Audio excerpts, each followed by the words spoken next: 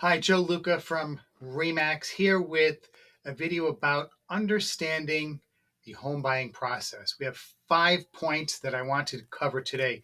The first thing is your initial preparation and research.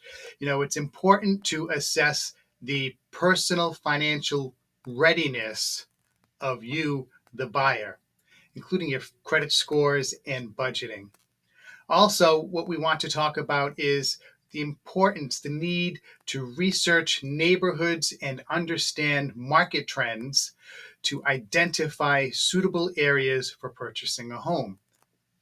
Next, we want to get you pre-approved for a mortgage. This is one of the more important things because this will determine how much you could spend.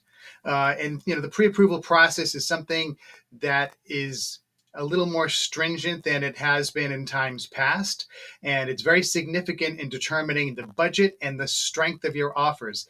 The lender can make or break the acceptance of an offer. So it's very important to work with a great lender. Preferably, you should work with one that's approved or suggested by your realtor. And then we want to talk about the documents and the information required for a mortgage pre-approval. So you should be prepared to have tax documents, pay stubs, bank statements. Doesn't matter if you're employed by someone else where you get a paycheck every week or two, or you're self-employed, you need to have documents like this. There are a lot of different programs available, and if you don't conform to the typical type of a buyer, we may be able to still find a mortgage for you that fits, but you would need to have some type of documentation like bank statements. Next, you want to work with a real estate agent, someone who's preferably full-time, full service. In other words, they have a group of lenders that they can refer you to, so you can receive a pre-approval that is going to be valuable and helpful when you are trying to have your offer accepted. Real estate agents can really help guide you through the process and negotiate on your behalf. So that's why it's important to work with someone who's in the business full time, has been for a while, because they're going to increase the chances that your offer will be accepted, and then that you will receive maximum value from your real estate transactions.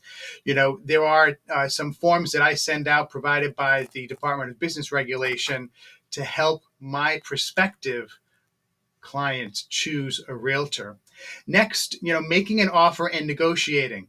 The steps involved in making an offer, we really need to have a conversation on the terms of a transaction that are important to you as a buyer, how much you want to spend, especially when compared to the house. Is this a house that's going to need some fix up or some repair, some remodeling, or is it move-in ready? Because that will determine how much you should be prepared to pay every month.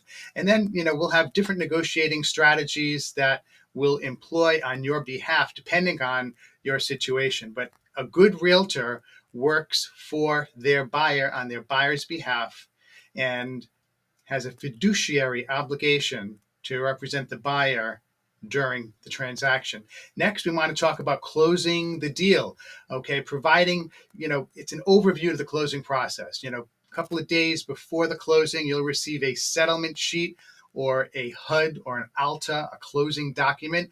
And that's where the lender will review all of the numbers on that sheet for your benefit. So you're paying this much for the home, the bank is providing this much money, and then the bottom line will be how much money you have to bring to closing, if any money, or if you're getting money back. It's very important that you understand the significance of these numbers, the closing costs, and then also what we would do the day of closing. You'll do this with your realtor, is a final walkthrough.